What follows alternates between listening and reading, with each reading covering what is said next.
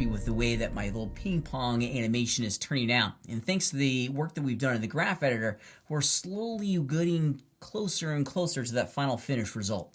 I want you to look real carefully, though, at the animation that we've crafted this far. And specifically, I want you to look at that central cube that's bouncing between the paddles.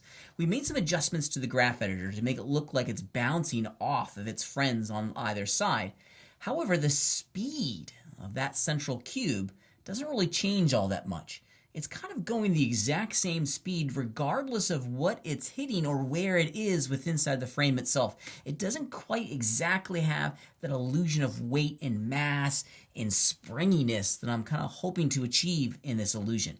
Luckily for us, editing the function curves in the graph editor are going to give me the result that I need very, very quickly. Let me stop my animation here real fast. I got my cube selected, and let's go down into the graph editor and take a look at the graphs themselves. So here it is. I got the X location function curve selected in my graph editor, and you can see how the computer is plotting points across the graph itself, and it's looking pretty angular, okay? And it shouldn't come to anyone's surprise as to why it has that linear movement. If you think of these lines as speed, well, between this keyframe down here and this one over here, it doesn't change its speed. It's consistently moving the exact same speed between these two keyframes. To create the illusion that I'm after, I want it to look as though it hits that paddle and then springs forward as if there's a little internal engine in there that boosts it from one paddle to another. So I want to create the illusion of a little faster movement at that spike, that pointy location at this point here in our timeline. So here's what I'm going to do. I'm not going to add any more keyframes, and this speaks to the power of working with computer animation tools. We don't need to add more. We just need to edit what's there. A small adjustment to the graph, to the function curves in the graph editor, is all we really need. So this is the first little bounce when it hits that leftmost paddle. At the moment, as it comes into the keyframe, it's moving consistently. And if I was to zoom in here, make it a little bit bigger, here's what I'm going to do. I'm going to grab the tangent handle. Even though I set them to vector, I get to still control them after the fact. And I'm going to make a small adjustment to the slope of that tangent handle itself. Check it out. I'm going to pull it in, okay? Because now it's going to be moving kind of slow, slow, slow. And then as it gets down here, since the slope is increasing, we're moving faster across time in this moment. So we're stepping on the accelerator like this. We're creating a small little arc. Now, don't go too crazy. Don't do this. This is going to create a time warp effect. I'll show you that here in a minute.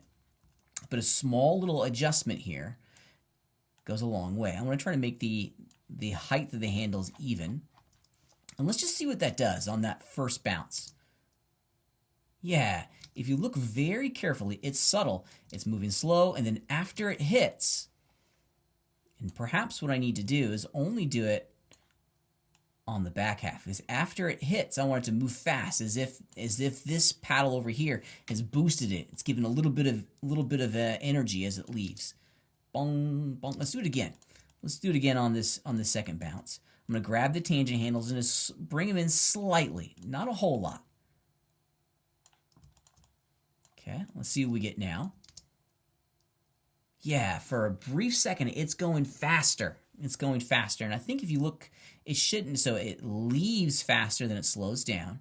And then it should always, then it goes faster in, and then it should leave faster here. So I think what I'm going to do on the incoming slope for this second keyframe, I'm going to put the tangent handle kind of back out a little bit. So move fast.